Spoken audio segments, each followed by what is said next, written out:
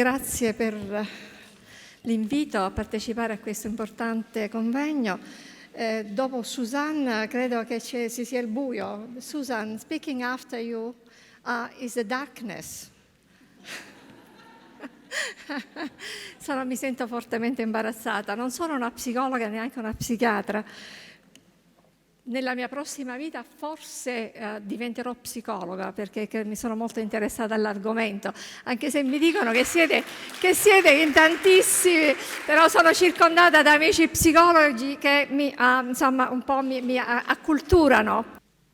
Io mi occupo di salute pubblica, quindi non vi aspettate dei trattati molto tecnici, è solo per condividere con voi alcuni aspetti di un fenomeno che è in crescita nel nostro paese e che tocca tutti noi. Non so quanti di voi hanno a che fare con donne migranti. Alzate la mano, vedo.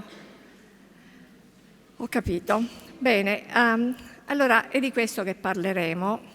Io lavoro in un istituto che si occupa essenzialmente di migranti, salute dei migranti e dei poveri. Abbiamo un grosso poliambulatorio a Trastevere, per chi volesse venirci a trovare con grande piacere. Abbiamo un grosso poliambulatorio aperto 7 giorni alla settimana con ampia accessibilità per queste popolazioni. Abbiamo un numero crescente di italiani poveri che vengono da noi, senza tetto, gente che si è ritrovata da un giorno all'altro senza in mezzo alla strada. E quindi siamo un gruppo di persone che lavoriamo sulle vulnerabilità. Questo è il nostro istituto, si trova nel cuore di Trastevere, in un vecchio ospedale che si chiamava San Gallicano, che non c'è più, metà siamo noi, metà c'è la comunità di Sant'Egidio. Allora, questo istituto nasce nel 2007, è uno di 4 enti vigilati dal Ministero della Salute. Il nostro obiettivo è essenzialmente lottare contro le disuguaglianze di salute per i gruppi più vulnerabili. Quindi abbiamo assistenza sociosanitaria, formazione, ricerca, ma siamo anche un osservatorio nazionale epidemiologico per quanto concerne le disuguaglianze di salute. Siamo rete nazionale per la promozione della salute nelle popolazioni migranti e il contrasto della povertà. Siamo il centro di riferimento nazionale per quello che è la mediazione transculturale, di cui parleremo un attimo, perché parlando di migrazioni non possiamo non parlare di questo. Poi facciamo progetti, informazione e comunicazione. Allora, essenzialmente, come abbiamo detto, ci occupiamo di migranti e indigenti che hanno lo stesso problema. Entrambi sono vittime di disuguaglianze, entrambi sono vulnerabili e stranamente sono uniti da questa disuguaglianza nell'accesso alla salute. E adesso di che cosa stiamo parlando? Cerchiamo di definire il contesto delle donne migranti, che è una parte di quello che noi facciamo. È indubbio che negli ultimi anni c'è un popolo in movimento. Nel 2017, nei 53 paesi dell'Unione Europea, dell'OMS, sono arrivati oltre 90 milioni di migranti, circa il 10% della popolazione della regione, e circa il 50% di queste sono donne. E c'è una previsione per il futuro, che la percentuale di donne che si muoverà sarà in aumento. Saranno più donne che si muoveranno. Allora, cosa portano questi migranti? Portano paura, fatica, separazione, violenza, sradicamento, morte, incertezza, ma anche tanta tenacia. I più forti ce la fanno. Forza, coraggio, anche salute. Dobbiamo sfatare il mito dell'altro, il migrante, untore, che porta malattie. Arrivano persone abbastanza sane, perché altrimenti non sopravviverebbero a tutto quello che loro incontrano per la strada. E portano speranza per loro, ma speranza per tutti. Solo i più forti ce la fanno, e quindi non esiste la sindrome di Salgari, di questi stranieri che ci vengono a portarci tutte le malattie, ma esiste invece l'effetto del migrante esausto, che nel percorso incontra tante di quelle traversie, tanti quelli problemi, che quindi c'è questo effetto su di lui. Per chi ne fosse interessato, l'anno scorso abbiamo collaborato con l'Organizzazione Mondiale della Sanità a un documento che troverete scaricabile, che questo sulla salute dei rifugiati e dei migranti nella regione europea dell'OMS. Lo trovate sia sul sito dell'OMS sia sul nostro sito, alla fine vi do anche i riferimenti del nostro sito. Allora, quali fattori di rischio incontrano i migranti in genere? Scarse condizioni di vita, promiscuità, disoccupazione, necessità di sostenere le famiglie. Molti di loro partono con questa incombenza, quella di aiutare le famiglie, precarietà, povertà e quant'altro dipende da dove arrivano poi. Allora, questo era un po' quello che incontravano i nostri migranti italiani che andavano in America, anche in Australia, in Germania, in Svizzera, eccetera, fino a tempi recenti, non tanto tempo fa. E invece quali rischi specifici per le donne migranti? Violenze fisiche, psichiche, ne vedremo alcuni aspetti, infezioni da HIV, altre infezioni sessualmente trasmissibili, tubercolosi, pericoli derivanti dallo sfruttamento sessuale o lavorativo, lontananza dalla famiglia, solitudine, precarietà. E se ne sarebbero ancora da aggiungere. Le donne sono sempre a più alto rischio di violenza in tutto il percorso migratorio. In Italia nel 2018, a gennaio 2018, avevamo residenti 5.144.440 migranti stranieri, che equivalgono all'8,5% della popolazione italiana. 52% di queste donne, 60% in età fertile, mentre le italiane il 39%. Questo lo vedete da qui, la parte diciamo così in marrone sono le donne straniere in età fertile, e dall'altra parte le italiane è visiva la differenza. Le comunità più rappresentate nel nostro paese sono la Romania, l'Albania, il Marocco, la Cina e l'Ucraina e poi tutto il resto. Allora, in gravidanza come accedono le donne straniere e le donne italiane ai servizi? E qui la parte, diciamo così, lo vedete che le donne straniere hanno meno di 5 visite in gravidanza in maniera maggiore delle donne italiane. La stessa cosa per la prima visita dopo la 12ª settimana di gestazione. Effettuano meno di 2 ecografie, quindi accedono meno ai servizi. Va bene? Effettuano indagini invasive di meno delle donne italiane, eccetera, eccetera. Accesso a questo, dove vanno le straniere verso le italiane? Ovviamente vanno più in strutture pubbliche, vanno più nei consultori, poi seguite in ospedale, l'ospedale è più o meno lo stesso come vedete, e hanno una lieve differenza per quanto riguarda l'aborto spontaneo. E per ovvie ragioni, adesso le vedremo alcune di queste ragioni. Queste sono proporzioni di gravidanza che esitano in interruzione volontaria di gravidanza in 8 regioni diverse. E quindi vedete sempre la parte, diciamo, quella a righe sono le straniere, vedete che c'è una differenza nelle varie regioni, in alcune di più, in alcune di meno, però c'è una differenza. E questa per distribuzione per classe d'età.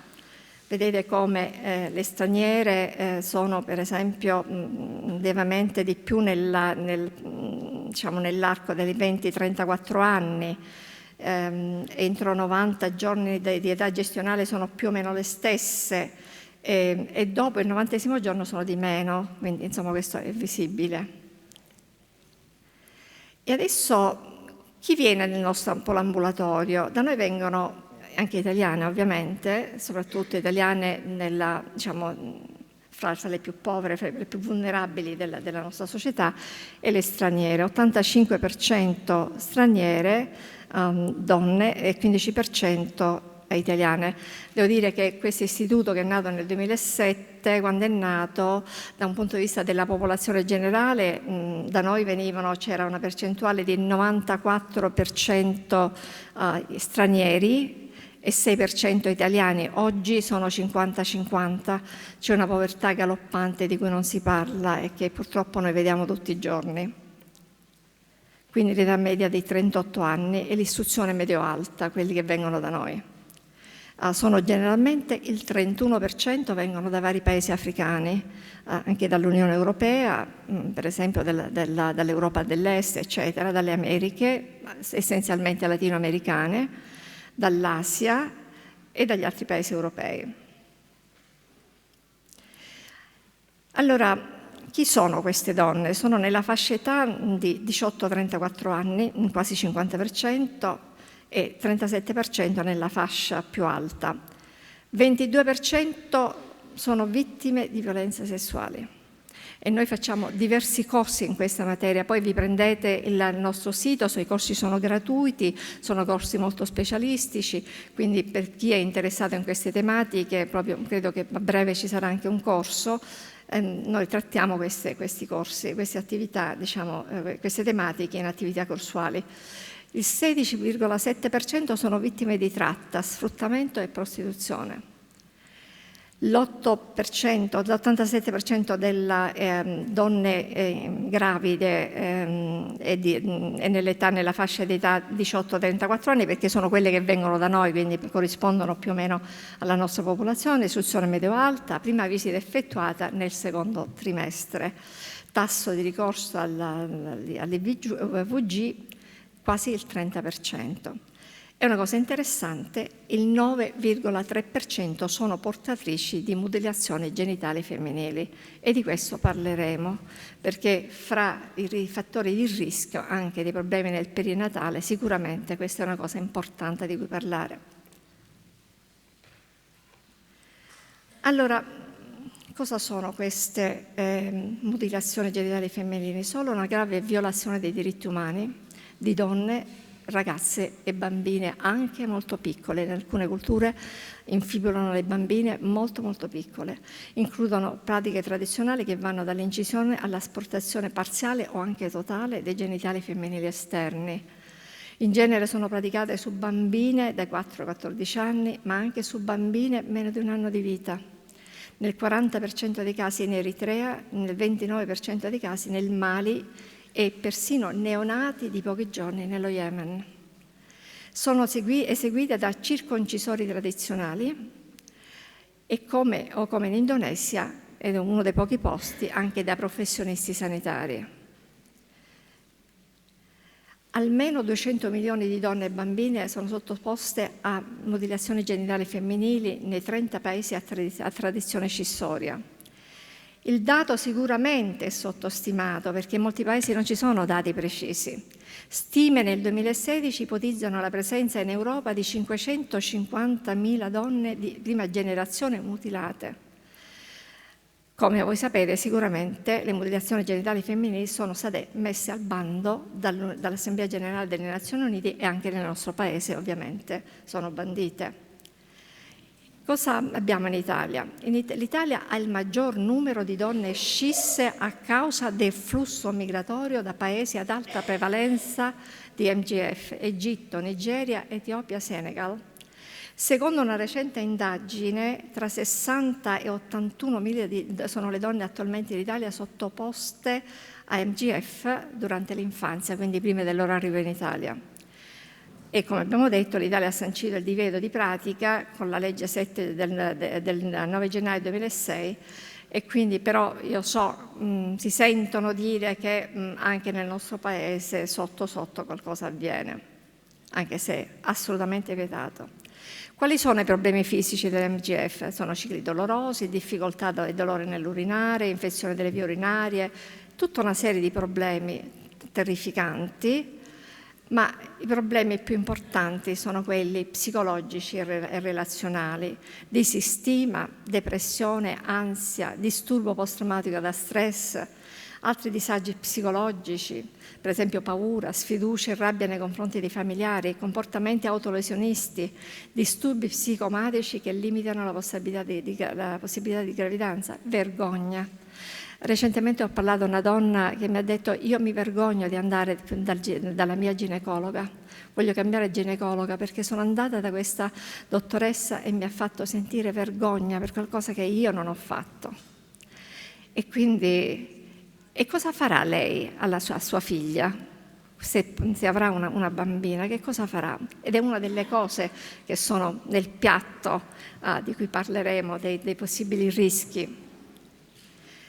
Questa è la mappa delle mutilazioni genitali femminili nel mondo, voi non lo vedete, io l'ho messo in il verdino chiaro. L'Italia, meno dell'11% delle donne ha subito MGF, quindi abbiamo circa oltre il 10% di queste donne, come un po' e che anche la nostra statistica delle donne che vengono da noi, circa il 10% o un pochino di più, sono le donne che sono state vittime di mutilazioni genitali femminili.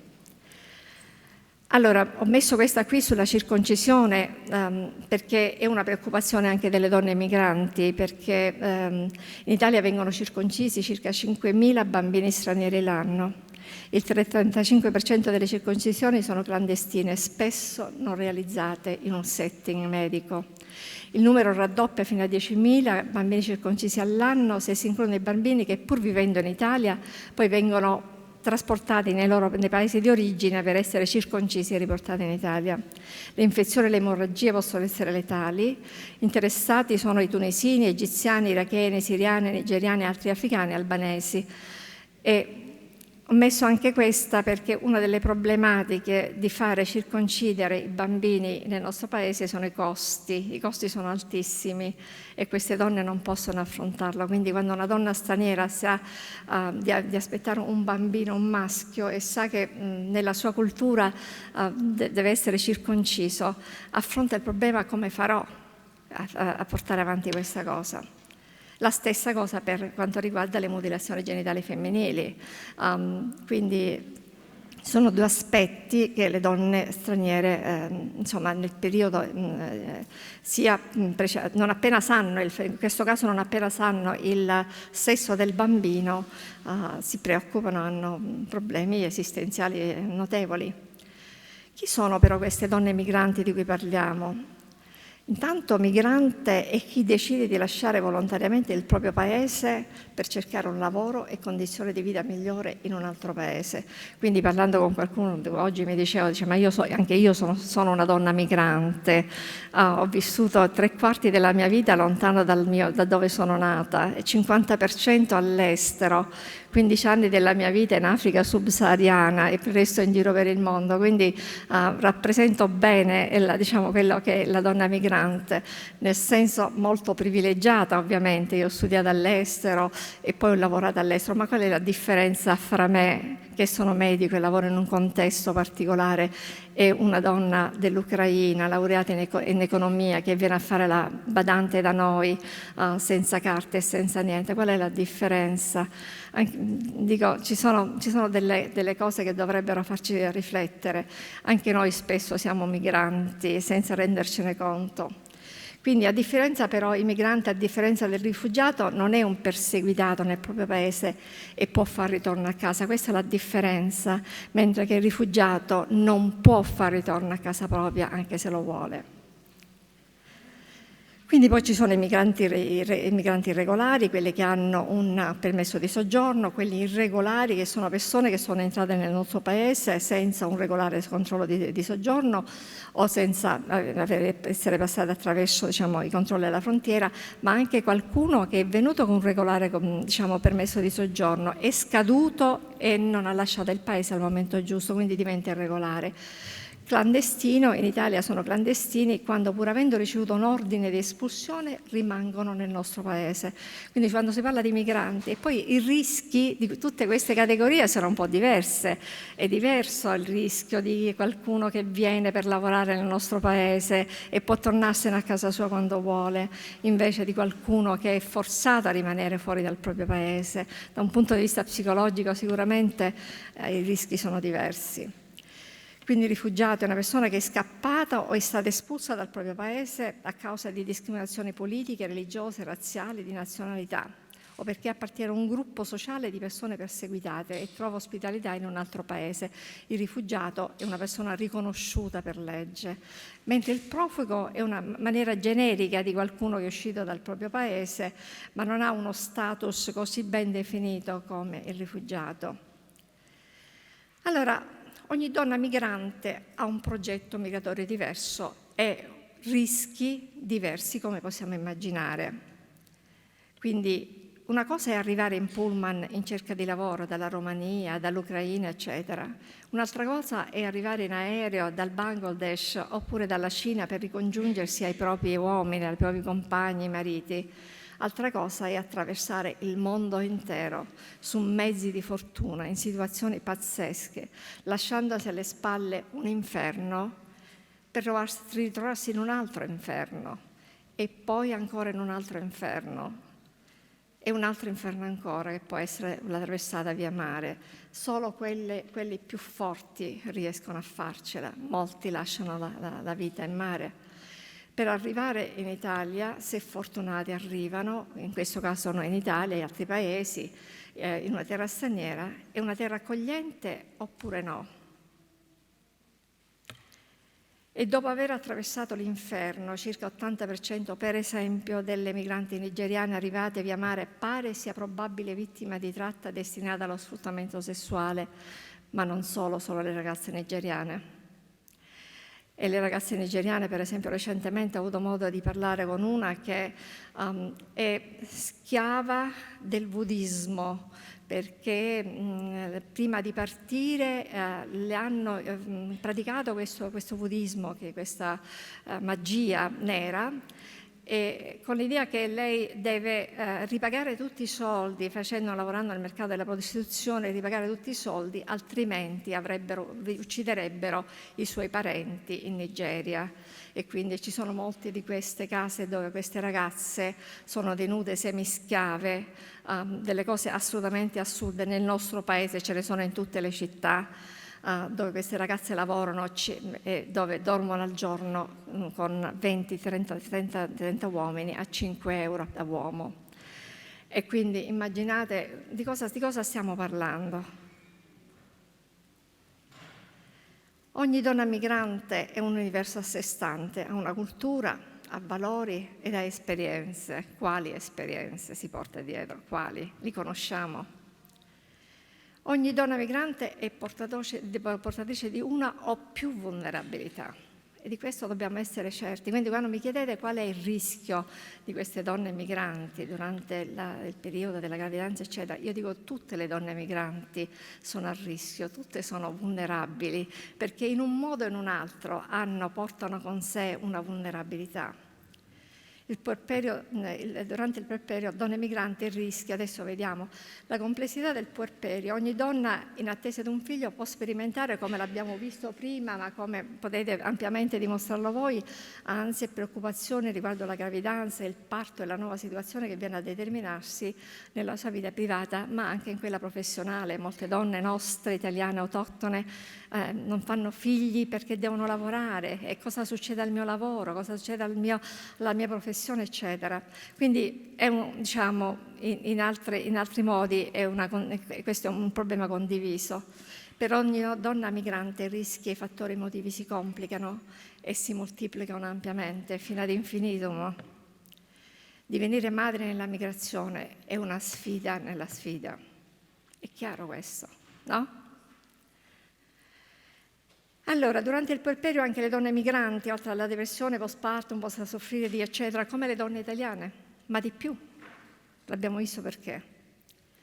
Non è difficile quindi immaginare quanto il puerperio possa essere complesso per una donna migrante e quali ansie debba affrontare, spesso da sola, senza una rete di supporto sociale, senza i propri riferimenti culturali, senza la propria famiglia di origine e senza una solidità economica su cui contare.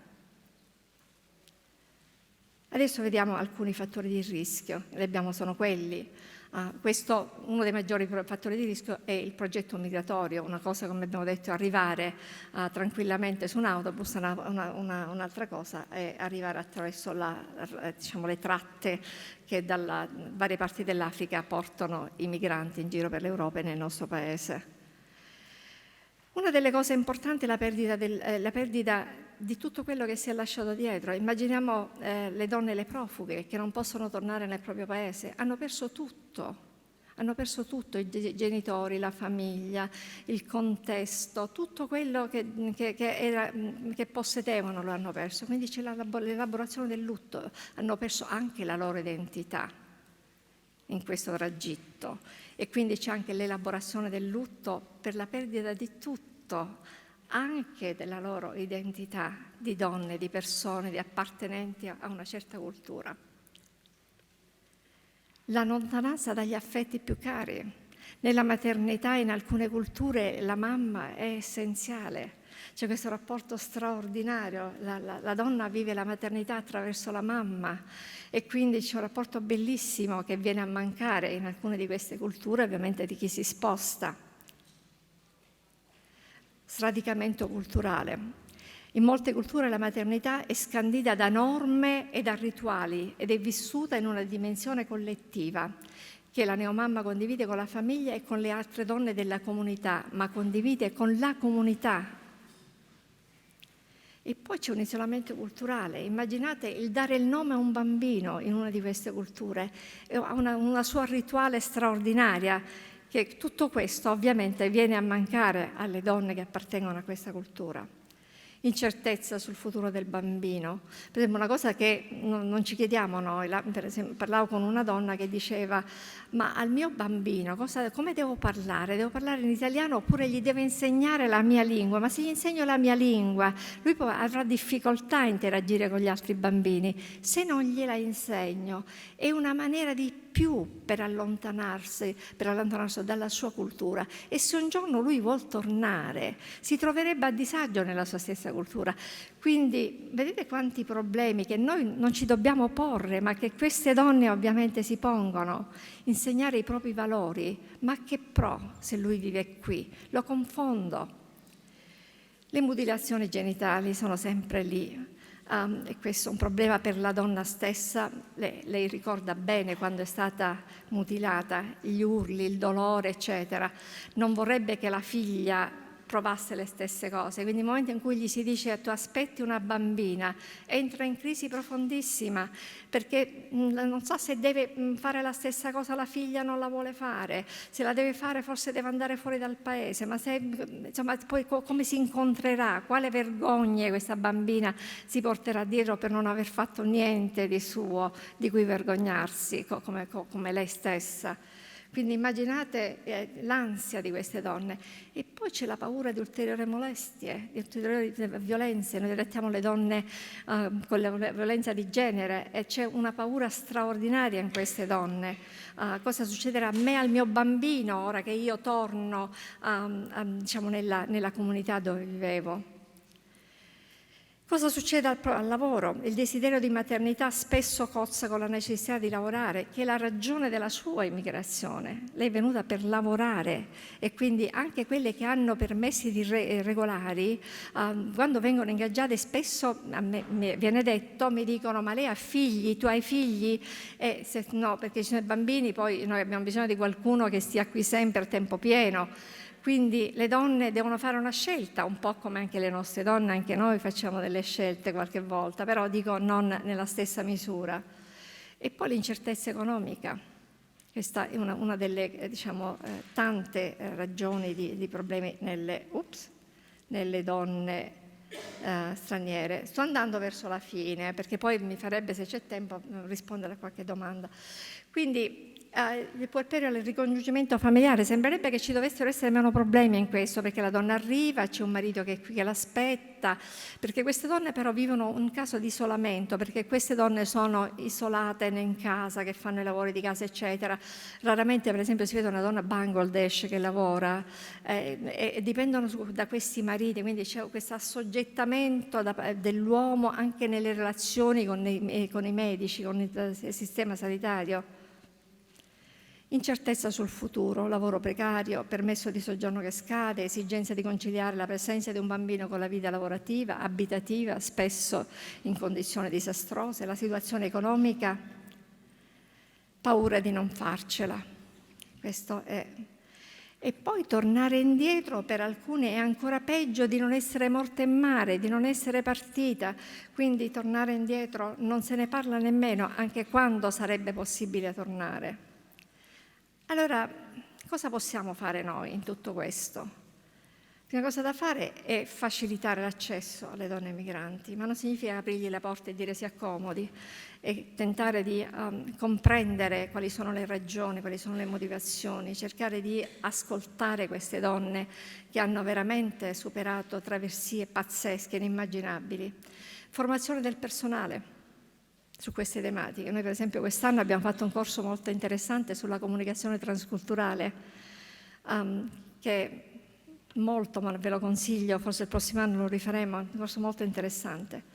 E poi un approccio transculturale e una presa in carico multidisciplinare per stanare le situazioni a rischio quanto prima possibile. Ricordiamoci che ogni donna migrante porta con sé una dose di vulnerabilità, maggiore o minore, dipende da una serie di cose, incluso il progetto migratorio. Ma è un po' quello che noi facciamo da noi, quindi se vi interessa vedere come tutto questo è in azione, nell'istituto dove lavoro, per esempio accanto al medico, abbiamo l'assistente sociale se necessario, lo psicologo la maggior parte delle volte, ma certamente abbiamo l'antropologo e il mediatore transculturale.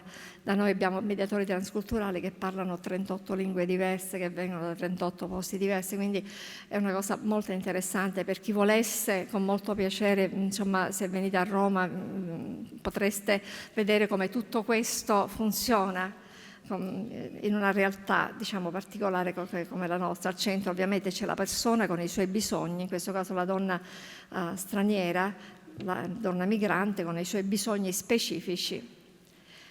E io avrei finito, e nel finire vorrei auspicare, diciamo, lanciare l'auspicio mio molto particolare e appassionato, e che a queste donne, a tutte le donne, non solo diamo il meglio e il rispetto intanto dei diritti umani che sono sanciti dalla nostra Costituzione e dal nostro servizio sanitario, che è un servizio di tipo universalistico e garantista dell'equità. Non sempre avviene, però su carta ci siamo. Quindi spero che tutte le donne abbiano quelle opportunità tramite diciamo, il prendersi cura eccellente da un punto di vista professionale, ma anche da un punto di vista umano, con la giusta empatia, perché questo periodo complesso ma molto delicato della vita di ogni donna sia vissuto con serenità, con speranza, con tutta la bellezza che questo porta, perché la nostra società tutta ne può beneficiare da questo. E con questo io vi ringrazio e vi metto il mio, diciamo, indirizzo email e il sito del mio istituto. Nel caso passate da Roma oppure volete vedere le cose che facciamo, insomma, io sono sempre disponibile, anche il mio istituto è abbastanza aperto a qualsiasi insomma, tipo di contatto che volete intraprendere con noi.